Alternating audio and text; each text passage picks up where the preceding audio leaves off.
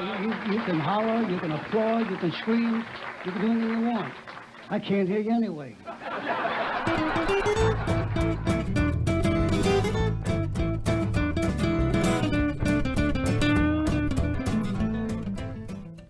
Okay, welcome to the Salt Lake Dirt Podcast. I'm your host, Kyler Bingham. I'm very excited for our guest today on the show. We have C.E. Hoffman, whose latest book of short stories, SLUTS and WHORES, came out this year. Totally fell in love with this book, fell in love with their writing. Very incredible. So I'm going to put links to where you can purchase the book. They also have a really cool Kickstarter program, campaign that CE will talk about in the interview. So I'm going to let them kind of take it away on that. But yeah, incredible writing. It's just amazing. Once you think you've kind of been made aware of all the stuff out there. I mean, you're not even scratching the surface. So I was really grateful that I came across CE's work. So SLUTS and WHORES, great title. Great writing. Check it out, and let's go ahead and talk to C.E. Hoffman on the Salt Lake Dirt Podcast. Thanks for listening.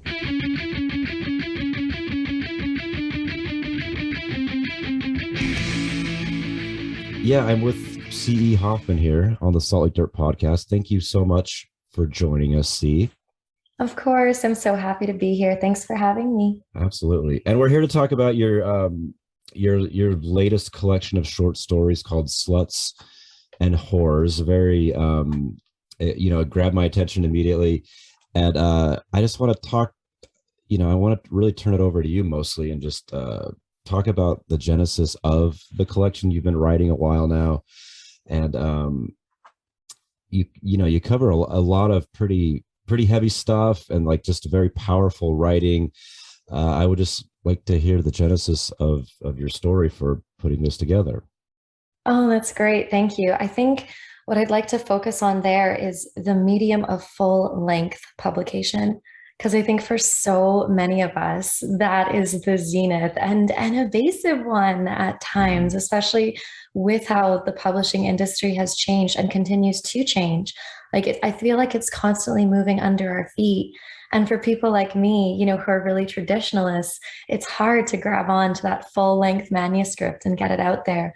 So I was very blessed in that I was depressed and looking back at my portfolio and really recognizing, the multitude of stories I'd accrued, and then recognizing that theme, a theme which by the point of looking back at my stuff, I realized was an Own Voices theme regarding sex work and sexuality. And as we all know, it's great to actually work from something cohesive like that, a voice that's your own, a voice that's real. And it all unfolded beautifully at that, which I think again shows that you can try to plan these things, but Muse does what it wants and you best follow her. Yeah, well, like I said, I was like, I don't think I've read anything quite like this before. And it was just a lot of it, a world I had no real understanding of. And it was just, I love reading something that is, and I think we all do love reading something, even if it's fictionalized, but everything comes from our realities on some level. Just, delving into different worlds and kind of like putting yourself in that world when you know very little or nothing about it. I mean, it humanizes everyone in the situation. And I can only imagine, especially in sex work, oftentimes people could, dehumanize the people involved in this. And I'm sure that's a constant struggle. So it was just a beautiful piece of intelligent writing. Like I could go on and on. I feel like I'm kind of like stuttering over my words because I really did like this. And it was just so new to me. It kind of blew my mind. So yeah, praise to you again and again. I'll stop there. But I did want to ask, as much as you're willing to share about your background, I always like to talk to writers about where they grew up and just kind of like maybe when they first kind of got the bug to start writing? I mean, we're all, writers or readers, and I'm curious about the kind of things you read when you were young, and yeah, just kind of like your story of how you got to published writer. Oh, I love that because, of course, this collection is, I think, unique in that, I mean, it's unique for me. I don't think this is unique for writers. I think this is a total commonality for all of us, that it's a fusion of my inner world, that imaginary fantasy, which for all of us goes back to childhood, and then this very real adult element, of my individuation process. And I think that's the true glory of writing, is we're able to fuse our adult selves and our childhood selves in ways where we can reconcile shadow in all respects. And as much as I want to address your question and give it the space it deserves, it's difficult for me to honestly talk about my childhood because I do have an undiagnosed mood disorder. This is getting very intimate very fast, but that's the most honest place I can start when digressing on my childhood, because so many of my memories are elevated by emotionality. And I have lots of gaps in my memory. And I think also some distortions there.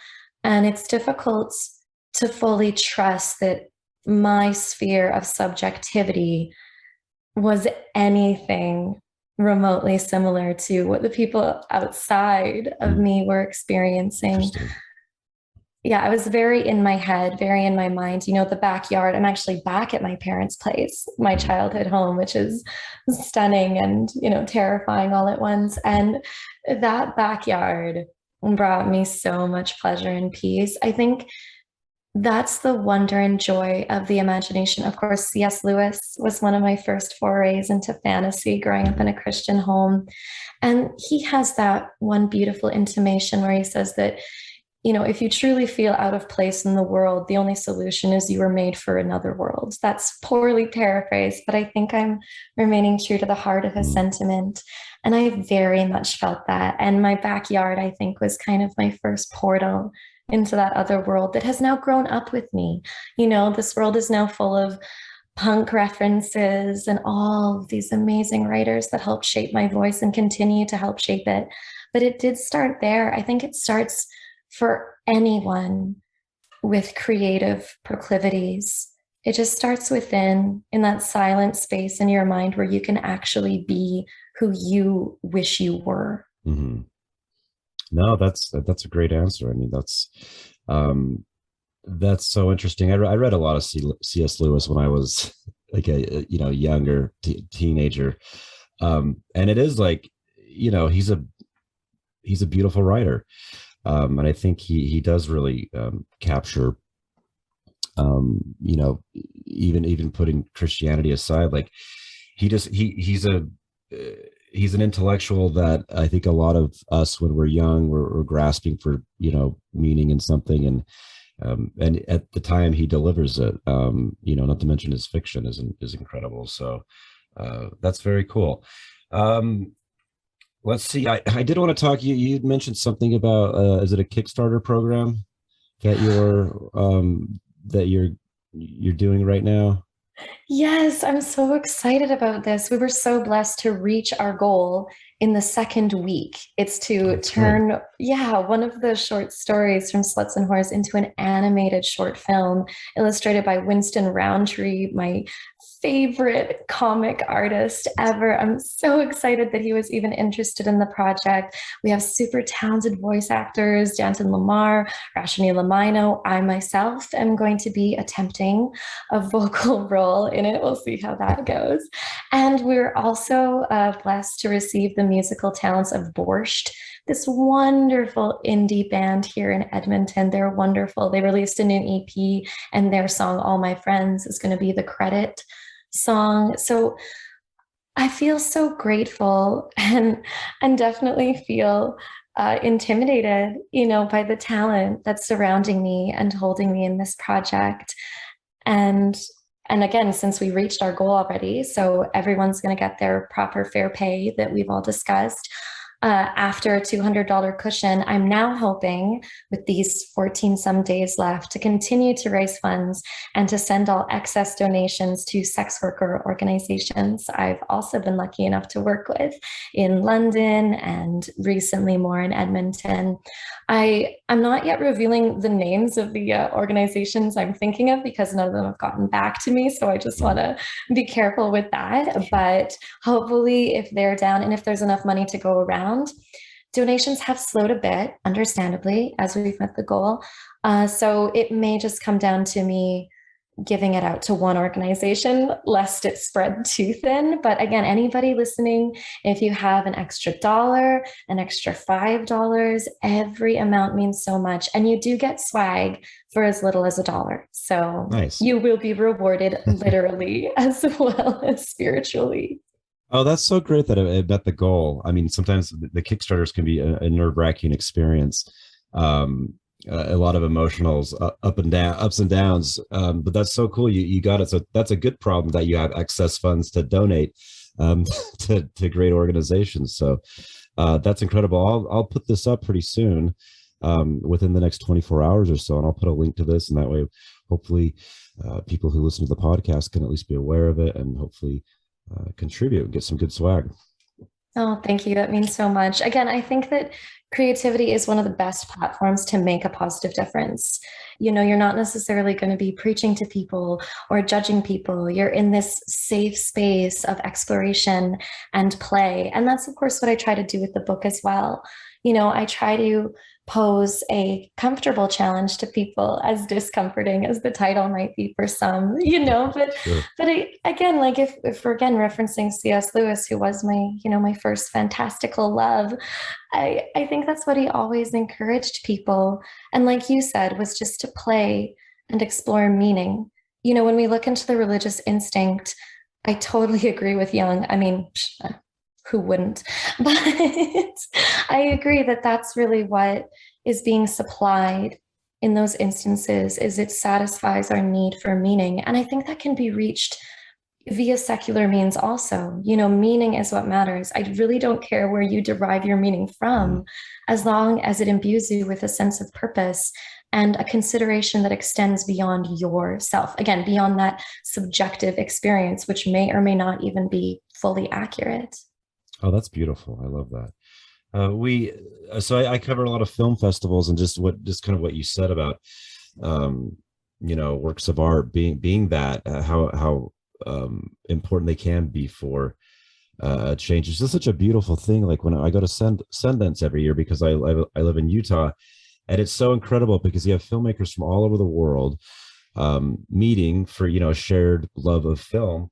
And it's kind of like the borders disappear. We're not talking about, unless it's a part of a film, we're not talking about politics. So it's all film based, and we're just so curious about each other, and we want to understand each other. So it's such a beautiful thing when you see people from all over the world coming together. I mean, that just seems to me like that's the answer. No borders, and everyone's making a movie. I mean, it just is I learned so much, and I meet people, and it just opens my eyes to different worlds all over the country. I talked to several Israeli filmmakers this past season. It was online, unfortunately, but still we got to, talk a lot about a lot of stuff. And it is so cool that we could be part of each other's worlds. So that's what, and again, going back to your book again, that's just what I loved about it. Just being curious about, others' experiences in a different world that I don't know much, if anything, about. I did want to ask you, I love talking about the writing process. I know sometimes it can be like annoying for people to ask what your process is, because, I write too, but a schedule maybe isn't like, you don't do the same thing every day. You can't knock out creative work like from like 9 to 5. But I am curious. I think we all kind of have our techniques and our approaches and our inspirations. I'm just curious what as you worked on this project, SLUTS and WHORES, what was your, your writing process? I mean, the short stories vary some, dramatically from each other's, the form of it. So you've mastered the form of different types of storytelling. I just would love to hear your actual writing process, if you don't mind sharing with us. Well, that's really generous feedback, I think. I feel that I continue to struggle with plot. And I think any of us will admit that we do until the day we put down our pens. Because again, it's not just the industry, it's the art that's constantly moving under our feet, which is why I think it's a wonderful lifelong love affair. With this book, again, I was very blessed in that most of the stories were complete. And it was more a question of curating them appropriately and respecting the flow of the actual collection and omitting some, choosing to keep others. And a lot of that was in discussion with the editor. But again, like you say, it's impossible to strictly adhere to any given schedule. When I have a project such as this, I can tend towards a certain hyper focus and dare I even suggest mania, where anything that I am in control of is going to get done. And writer's block is a rarity for me. That being said, I am experiencing a stall in SLUTS and WHORES' spiritual sequel, Losers and Freaks. It is all collected and spick and span, save for the final short story, which in length is almost leaning towards being a small novella. And I am really struggling to put that one together. It's not even so much plot as it is transmuting plot to prose. I don't know about you, right? But if you're in an adventure story, that, for sure. Right? Yeah, like that is the struggle for me right now. Because if you're working just from a character-driven piece, I think voice is so much closer to the surface. And your characters will create plot if you just let them go and let them feel and let them think and let them look for whatever they're looking for. But of course, with adventure stories, your characters, no matter how proactive they are still placed in reactive positions. And I'm struggling with that. That's how it goes. I mean, I always, I have 3 dogs, so I have plenty of dogs to walk, and I find that's like the best thing I could do. And it helps, but at least like maybe calms my nerves. So I'm not like almost messing up the creative process by beating myself up. That's how I am. So, a good long walk with my, Chihuahua Pomeranian mix seems to help better than anything. No, that's exactly it. And I think you articulated that so beautifully, that a lot of the problem with writer's block is we're too much in our head and not enough in our intuition, in our body. And I think that's so interesting because everyone thinks, oh, literature, it's so cerebral and you must be so smart and so high scoring and verbal acuity, blah, blah, blah. And it's like, yeah, perhaps. But I do think that the best writing is a perfect blend of that which is visceral and that which is contained in the literary form. But you need those animal guts and you need to get into your body and out of your head. I always quote Query Shark. I don't even know the name of the agent who runs it, but I'm sure you're familiar with it. And one of her main rules that she cites is you can break the rules on purpose, but never by accident. And I think that's the process, right? Is you need to start, right? You need to start with that rudimentary stuff where you get into it and you obey form and format and you discipline yourself in that. But then once you've gotten to a certain phase of that, then break all the rules, smash all the windows, just go crazy and wild with it, Yeah. And again, that it's a difficult balance to maintain. And I think lots of writers do get stuck in our heads. So the best way to do that is to do something physical that gets you back in flow. That being said, though, I think there are writers that are too much in their instinct. I think those are the pantsers of the writing community who don't necessarily complete projects. So a lot of that's about self-awareness, recognizing where you are on that spectrum and what you need to hone, what aspect of shadow you need to bring to light. Oh, I love that. Yeah, that's I know you're gonna come up with a great, you're gonna finish it and it's gonna be great. I have full confidence in you. So it's and when it hits and you're like, oh yes, like how did I not see that? Or there it is. So there's the answer. So I'm I totally know you're going to finish it. So I have complete faith in you. Oh, thanks. No, you're right. It's about patience, isn't it? Hmm. Like it's so easy to say, show up for Muse and follow Muse wherever she Hmm. leads, but it's another thing to actually live that. And I rail against that all the time. I'm an infamous control freak. I want to get it done. I want to get it done the way I Yeah. want to get it done. And I think writing continually humbles me. This story, I think, is a great reminder. It's called Love on Mars. And it's, I think, just this great reminder that if you want to do it right, sometimes you do have to take your time. Yeah. No, it's so true. One of my favorite writers. I love his work so much. And if you haven't had a chance to check him out, I'd be curious to hear your thoughts on him. But Bruce Wagner, he's published, I believe, about a dozen books, and Wow. I think he's in his early 60s, but like his work is incredible. It's like he's my, top three writers, dead or living, and he's living, so it's incredible. But he said, "Don't let the I wrote him this long rambling email. I think about like, self doubt, self loathing, and like, oh, I'm this old and I should have had this done, but just constant, pretty much whining. But he was kind to me, and he just said something. It was very short. He's like, "Don't let the concept of time poison your mind," Oh. and it was beautiful. And I printed that out and I hung it up in my office at work, and it was just like exactly what I needed to hear. It's like, don't let because that's what it's a concept and it's a construct that we have to live within. And he's like, don't let it poison you. So it kind of like took a nice like deep breath, and I'm like, yes, I can. Like sometimes patience is a good thing. It's hard, but I think we as writers, at times we definitely need to accept that. So Oh, I'm sorry. I just love that because, yeah. of course, so much that I'm like knocking over my mic. I just love that so much. Because, of course, you could argue that consciousness of, temporal reality, quote unquote, is an extension of ego consciousness because it's Mm, that self consciousness of recognizing it's not just the moment. If I do something, it's going to have a consequence, it's going to have ripples into a space of existence to which I am not yet privy, right? And mm, that's the creation of time, as well as I think we largely created time through our structuring of the past, which became our narrative of the self. And unfortunately, I think a lot of that for our ancestors was probably trauma based. mm-hmm. You had to remember, oh shit, Bob ate berries from that bush and Bob's not around anymore. So I better not eat those berries.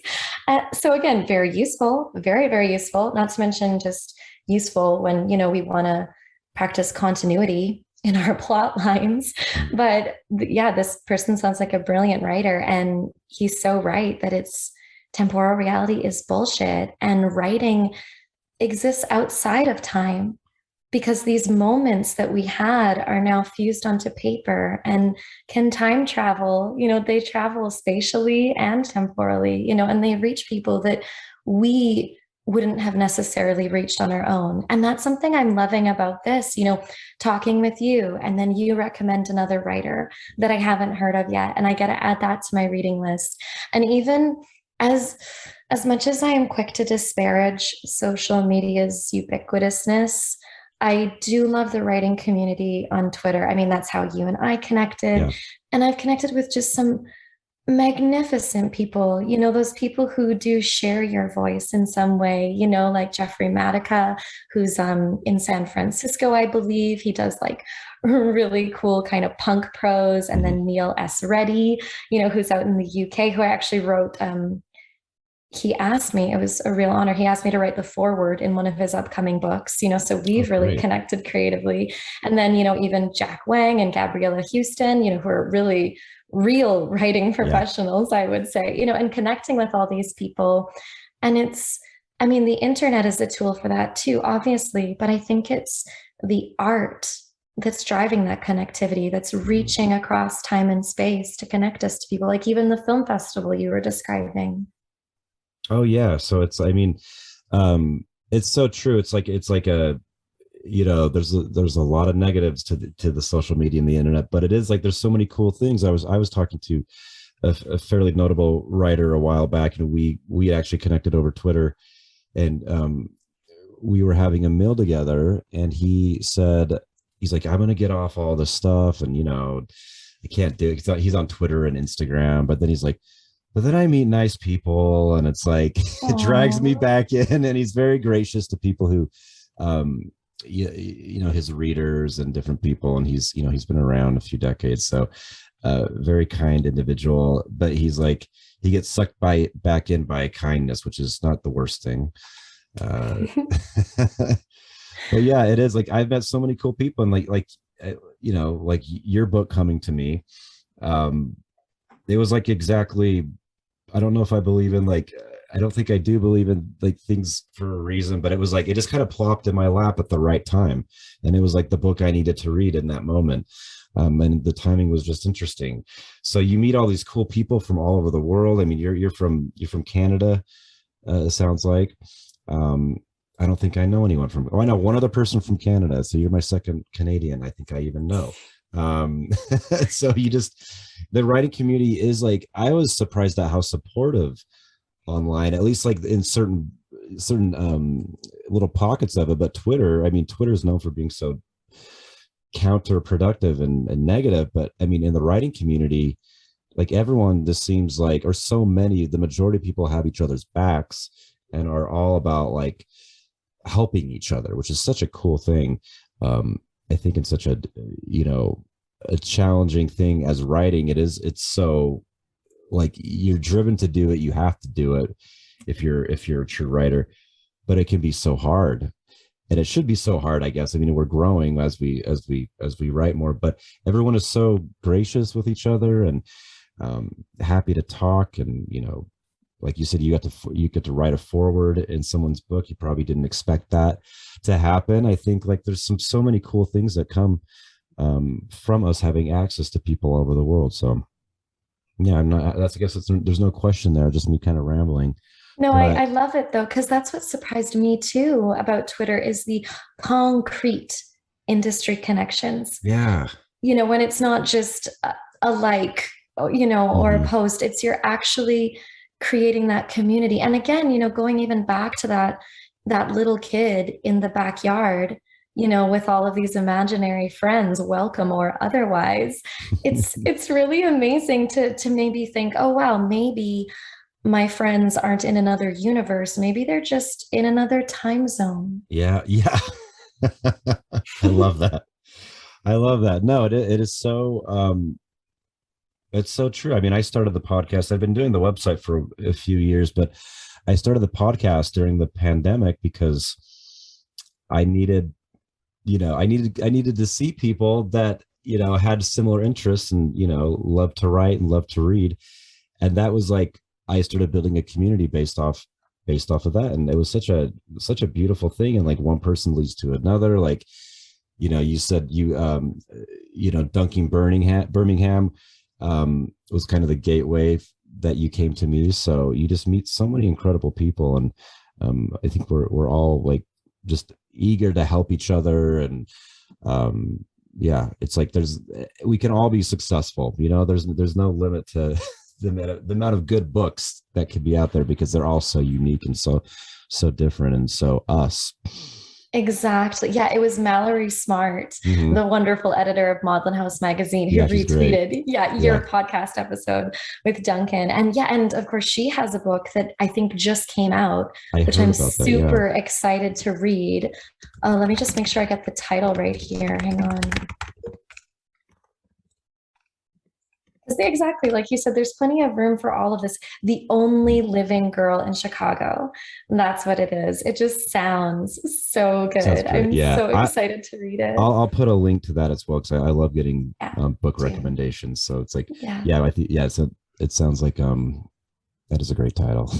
But yeah, I wonder though, because with the advent of the internet, it's like we have this opportunity for hyperconnectivity that didn't previously exist unless you're, looking at the collective unconscious, right? Which could just be, interpreted as metaphorical. And it still leaves, I think, a big problem unsolved which I think we're all really met with during the pandemic, even myself as an introvert, which is how do we still satisfy that need for physical closeness? I've always wanted to find a literary hub, a bar or a bookstore, some kind of space, even if it was me cultivating that own space where people literally come in and you're in their auric field, and you can hear their vibrations in the air as they come up with these ideas, and they have so much more of a physical impact on you just because you're in that same space, sharing that same room. So how do we integrate that need into this amazing, magical new space of online community? Yeah. No, it's so true. I mean, that there like there's nothing better than, like if we were sitting at a coffee shop right now having this discussion, there's just so many more, it's so much richer in a way, Zoom is better than nothing, of course, and it's great, but it is so amazing to sit with someone and talk about these things and experience the same environment. It's definitely a need, and I think like during the pandemic, I mean, I am curious. Yeah, let me, if you don't mind talking maybe about your experience when this all kind of kicked into gear. I've talked to a lot of writers of prose, especially. I think it was kind of split on how, at least the ones I talked to, how they dealt with it. So some were like, well, this is kind of my life anyways. I just sit in my room and write. I don't talk to anyone. So not much changed. And they're like, I was actually able to knock out a ton of work. And it was actually put their creative juices into hyper gear. And then I talked to other people and they just hit kind of a brick wall. I think the weight of the world was just crushing down on them, like it was so many of us. And so they were almost frozen for several months or a year, and maybe kind of coming out of that now. I'm curious about your experience as a creative person, as a writer. How was that experience for you in Canada up there? I mean, I don't mean to be too binary, but I have to wonder if that division you're noting is separating the introverts from the extroverts, or the introverts are like, yay, I don't have to give excuses about having to feed my cat. I can just stay home. And the extroverts are like, I need that connection, right? To get that inspiration, to get my juices flowing, to get charged up. I really wonder. That makes a lot of sense. I hadn't thought about that. That makes so much sense. I would love to survey them. We should put a survey out. I love that. Yes. When I was I'm back, I'm working face to face now. But socially, it's like, I feel like I'm starting fresh, and I'm like, I kind of just want to hang out with my dogs tonight, And so I'm like, how am I going to go back? I was like, at first I was like, oh, this is horrible, just from a selfish point of view of not being able to do things, on a lighter level, but like now it's like getting back into being social, but then it's also like things are going back and forth. So who the hell knows what's going on exactly, which is stressful. But yeah, I think you're onto something there with the introverts and extroverts, because I'm definitely an introvert. Like I need my recuperation time. I love being around people. I love hanging out with people, but I have to be physically alone for, a period of time to recharge. I can't, it sounds like you're the same. I'm the same. I'm a social introvert, which is hard for us because, we kind of pass as extroverts, and then we confuse our extrovert friends when we need to go home early. Do you hate me? Do you like what's going on? Are you mad at me? Exactly. But I think it's interesting too, again, when it comes to integrating, aspects of the self, I feel like in a way, the pandemic gave opportunity to introverts to become a little extroverted, because I even hit the point where I'm like, I just want to go out. I just want to hang out with people. I actually hit that point in myself, which was a lonely space. I have a lot of sympathy for extroverts now, but it was also a very valuable space because it reminded me that I do need people, and I'm not isolated. I'm not alone. I'm woven together into this, fabric of love, which is the human existence, not just love. There's other complicated threads in there too, which we can't deny, and then with extroverts, I think it gave them the opportunity to become a bit introverted and to be alone and to shy away from crowds a bit, even just for personal safety. And that is a golden opportunity for all of us. And yeah, I will admit, I'm definitely in that former camp you described where I was very prolific and productive. And of course, the real crux that I hit was finances in the pandemic, which I'm sure a lot of people can relate to, not just, people who were looking into sex work at the time. It was just a real, I didn't hit a wall creatively, but I hit a wall financially. And I'm still, in some respects, bashing my head up against that wall.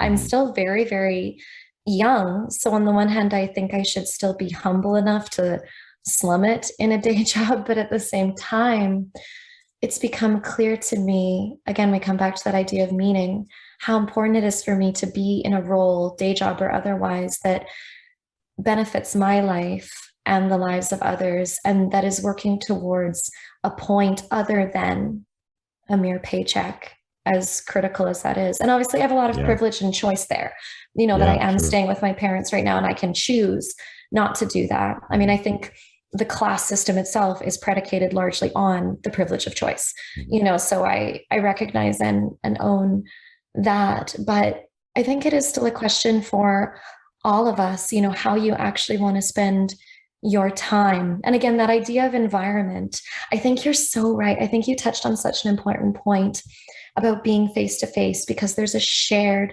physical environment. So there's no incongruence with our physical selves. I mean, for us right now, I think it benefits us that we're not in the same country, but at least we're in the same time zone, so we're both, I don't know about you, but at this point, 8 p.m., I'm kind of like, I'm becoming steadily useless as the day goes on, and you seem quite chill in this period of time also. So we're aligned there. But of course, again, misalignment there can occur just based on variations in temperament. So I guess there's really no way to ensure that you're going to be on the same page as a person. But there is that hope that, the more variables you control, the better chance you'll have of reaching and understanding each other. Yeah, I love that. That's great. Well, hopefully we all kind of, and I think we will. I think the people who are, trying to be better people before the pandemic are going to become better people out of this whole process, and then it seems like it's, some people are, maybe they were always kind of awful, and now we're seeing more of that now. But I think just like with anything, you see in an extreme circumstances, you see like the beauty in people and the awfulness in other people, or the beauty and awfulness in all of us, so it's at the extremes. It's been an interesting process. I'm a high school history teacher. We're back in person, and I am just so grateful I'm not a teenager going through this time period. I mean, so I just feel so I'm impressed at the resilience of most of the students that I have, but they're struggling, and it's just like, it's just a tough process. So I mean, there's a lot of longing there, and they feel, I notice more social awkwardness than I've ever seen before in a teenager, and adults for that matter. But I'm just I don't know where I was going with that, but it's just, I think in the end, this, like the pain of all this will hopefully like deliver us to like a higher consciousness collectively. That's my hope, at least. I mean, that's the only hope we can ask for from collective tragedy. And even if it doesn't quite do that, at least it often leads to some amazing art, some amazing counterculture movements, when we're all trying to externalize this collective angst and work through it. And I just love what you were talking about, because I feel like you were really expressing bearing witness to the human experience in its vulnerability. I just finished The Waves by Virginia Woolf. Okay. And I think that if you haven't read it, I think you would love it. I think you would love it. I'll get it. Tyler. I really think you would, especially because you're a teacher, so you are holding space for and in witness to this dramatic production that is youth. Mm-hmm. And it's always, again, so comforting when we look back into more classic literature and we see that it is a universal, and it's a universal that lasts throughout time. And I love that. It's almost like those experiences that no matter where or when you are remain somewhat true. I think those are what become archetypes. They become these defining features for humanity, and they become powerful. And I think that's why the coming of age novel is always going to be so powerful. And I'm so excited to see what new emerging voices, now that especially the writing industry is trying to be more fair and equal in its representation. I'm so excited to see what kind of stories are going to come out there on that platform. And it has been a struggle. But I think some of the best things arrive from struggle when we both surrender to and embrace said agonies. I was even kind of meditating on this today. There has been a certain karmic weight I felt in this life. I'm not going to lie. And because I try to think positive and I'm very into positive affirmations, and then sometimes I do try to spiritually bypass that feeling where it's like, there have been incidents in my life where it's like, that would only happen in my life or in a stupid movie, a ridiculous movie, pardon my ableistic language there, but just ridiculous, painful serendipity, not positive serendipity. But acknowledging that the wheel of fortune, as it's been referred to for a long time, is ultimately neutral. It's like that amazing Taoist myth, where the man has a son. And I mean, this is halfway through the tale already. There's tons of different things that have befallen him. And the son is trying to tame this wild horse that they found, and he falls off of it, right? This one, and breaks his legs, right? And everyone's like, oh, so terrible, so terrible. And he's like, hey, we'll see. Maybe it's good. Maybe it's bad. And that's the thing, is that all stimulus is just stimulus. It's novel. It's neutral. It's how we decide to respond to it. And again, I think we often take almost too many signals from our body, our bodies, which are too much in survival mode, especially because we're so overstimulated right now with all of these technologies and with all of these substances that are available to us, the stimulating ones, caffeine and the like, so our body usually is just going, tiger, at everything. Right. And it's important that we create that space between the stimulus and our reaction to it. Yeah, I love that. So it took me, I turned 40 in March, and I mean, I don't know what 40 is supposed to feel like, but I don't, there you go, time poisoning, thing again. But it took me this long to figure this thing out that was just worded. Sometimes, words are so powerful because something so simple can just unlock so much for you in the right moment. So there are these British dog trainers that I love, and I love their approach to training, because it makes so much sense, and it's not, I've never seen anything quite like it in America. It's just so different from how things are done here. So I've bought some of their courses, and they refer to, like the dog I just was talking about, my Pomeranian Chihuahua. He has a lot of, he was abused, came from a shelter, a lot of anxiety issues and pacing. I have it's called a thunder jacket that's kind of swaddles him. So in the evenings, it kind of makes him calm, and it really helps him. But they said a dog, and he gets more anxious in the evening. He doesn't tend to relax. He seems more keyed up and scared. And so they said, view it and I think this is what I'm talking about. You could view it with humans. We all have an empty bucket that we carry around with us, and stress fills up that bucket, and we can have good stress. So something exciting is happening that still fills up our bucket. We could meet a writer friend, or even talking to someone that you've never met before. It's good stress. There's some anxiety that's thrown in there, at least for me. And so your bucket fills up. And I was always just thinking of it in negative terms, something bad, something is creating anxiety within me, this stress. But they're really adamant about like, it's almost like kind of what you were just saying here. It's like, it's all kind of just stuff that fills the bucket up. But so we have to like, and like with us introverts, we have to do something to decompress. So like, I guess with humans, we need to be a part of for introverts, and with dogs, they have me walk him in a figure-8 circle, the weirdest thing, and it calms him down. I was so skeptical. Do it for 5 minutes, and he just plops down and lays down. It's so interesting. So talk about the physicality and how important that is for all living creatures. Wow. Sorry, this is so fascinating. No, I love this. I love this so much because for me, it reminds me, again, all of this good behind discomfort. And that's what I try to do. Instead of ascribing positive or negative language to something, I'll just say something is pleasant or unpleasant for me.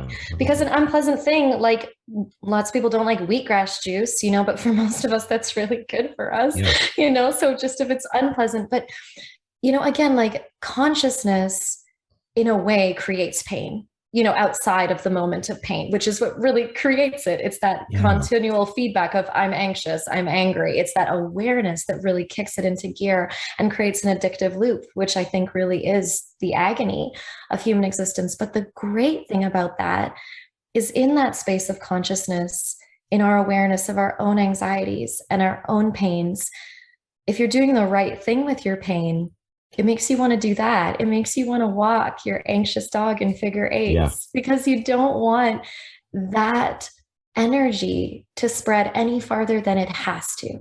And I think that's the real importance there too, is recognizing that some of this is a part of life and it's critical for all of our development as a species and as individuals. And hell yeah, embrace that. Drive right into that shadow. Fuck yeah. Yeah. But don't get lost in that shadow and bring your light into that shadow and make sure that you take breaks. And I think humans just have such a weird relationship with trauma. On the one hand, it's the worst thing ever and we never want to see it again. But on the other hand, we're obsessed. We will slow down to look at an accident.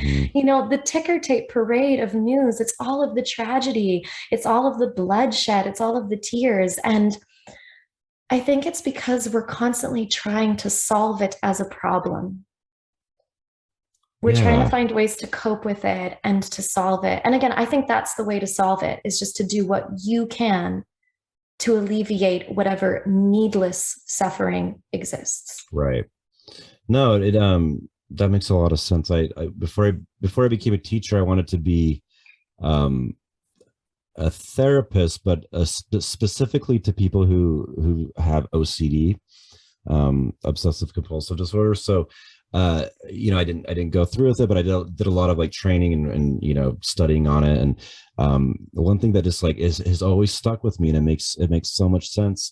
And this can apply to like life and art and creating and everything. And it's just made my life so much more manageable and like enjoyable, is that the whole you're probably familiar, you probably have heard this before, but it's like uncertain, like we all want certainty, or we're all kind of drawn towards certainty. That's what we want. And with someone who has if they're for example, kind of the most notable one that people know is like washing hands. So what is the person doing who's washing their hands? They're trying to get certainty that they don't have germs on their hands, so they constantly keep doing it. And the problem is you can never get 100% certain on anything. So when you have the compulsion to do the thing, you're trying to get that certainty, but you never quite get there. You can never get there. And if you think you get there, it lasts for, it's very fleeting and it's gone. So it's just kind of accepting, which is a very difficult thing to do, the uncertainty, but it is when you can kind of like grasp the concept with certain things that maybe are challenging in life. And it's not like giving up and not caring about something. It's just accepting that we can never quite get 100% anywhere, which was just a cool concept that I still love to talk about and love to I have to constantly remind myself of it. But yeah. No, I think that's so important, right? And I feel like given some of my own mental health struggles, I can relate to the thought processes associated with OCD, because it really is perfectionism gone haywire in lots of Yeah. respects. You know, like you said, it's seeking certainty. It's seeking 100%. I know for sure that this is okay. Mhm. And of course, I think that is, in the largest sense, denial, you know, really trying to turn away from the invariable vulnerability of the human existence that we honestly don't know. And in a way, every second is a leap into uncertainty. We have no idea what could come crashing through. And instead of being preoccupied with that or trying again to solve that problem, because it is a problem, especially for our ego that needs to be in control of everything, it is just a matter of letting go. Exactly. It's not a matter of giving up. It's a matter of surrendering, which actually is very similar to a line of a story I just completed, you know, where I think so many people will opt for ignorance over truth because they can feel comfort in that space of ignorance or denial. They can feel it's a false sense of certainty, but they can tell themselves that they're certain and they can really rest in that. They can create tons of complexes to support that. I mean, confirmation bias controls our lives. And now because of algorithms, we're also getting like programmed confirmation bias, which is very strange. I think that's almost one of the first times ever that that's actually happened to us individually. Personalized confirmation bias. Wow. Oh, it's so true. That's so true. Well, I could I could talk forever with you. I think we have similar, like, obviously interests, and just like this is a very fascinating conversation. Is there anything you want to say as we kind of close up shop tonight, just about the book, about the Kickstarter project that was, you know, fulfilled but still going on? Anything you want to mention to the audience before we end? I mean, to me, substance always trumps style.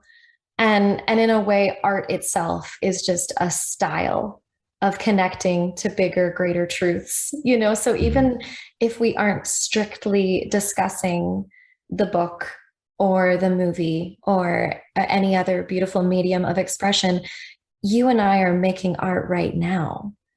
And I'm fully satisfied by that. You know what I mean? I'm so grateful that you are opening this space up to people. And I definitely look forward to continuing our conversation in whatever form, you know, our physical and temporal reality yields. No, I love it. And I would totally love to have you on the show again. So anytime, you know, whether you're, you know, promoting something or not, you're totally welcome to come on and we can just chat like this for an hour, because it was a lot of fun. I really enjoyed this one. This was great. So yeah, I guess, I do want to show you Cosmo, the one I've been talking about, because he keeps like trying to get on. He's oh, hey, sweetie. Oh my gosh. So he's kind of the mascot of Salt Lake Dirt. He's on. So your listeners are familiar. I don't have to like describe his cuteness for the audience. Yeah, so they should know him, and he's all over my Instagram. But this is a little anxiety guy. You know, I have an anxiety kitty who I rescued, and she's doing literally the way her and I used to socialize was I would just throw a paper bird at her and she would destroy it, and that was how we connected. And now she's a total snuggle muffin. And again, I think that it's all about, maybe we shouldn't do this as much with people, but I think with animals, it's totally okay to just fall in love with their potential and give them that space where it's like, it's okay to be scared because I'm going to take care of you. You know, I love that you're doing that with your peppers. No, thank you. And I love that with like with animals. Yes, always, I think. And then humans, sometimes we got to be a little more cautious, but yeah, like I said, thank you so much for talking with me. It was so nice, you know, having this conversation, and this was very enjoyable, and I kind of got charged up. It was like I said, I was tired, like you said, 8 o'clock, kind of like winding down. I'm still a little tired, but I got a little spark of, you know, just excitement about writing, about different people's perspectives, and just like what is to come, and connecting with more people. So thank you for all of that. That was great. Yeah, thank you too. And we both have new titles to put on our read list. So please do give me the name of that author Yes, when I will we're send. done. I'll send you over some stuff tonight. So, Great. yeah, thank you so much, and let's stay in contact. And like I said, if you want to come on again anytime, I had a blast chatting with you. See, Yeah, mutual. Thank you so, so much. This was great. And thanks to everyone who tuned in for our virtual coffee. yeah, it was a blast. Okay, thank you. Okay, have a good night. Take care. Bye.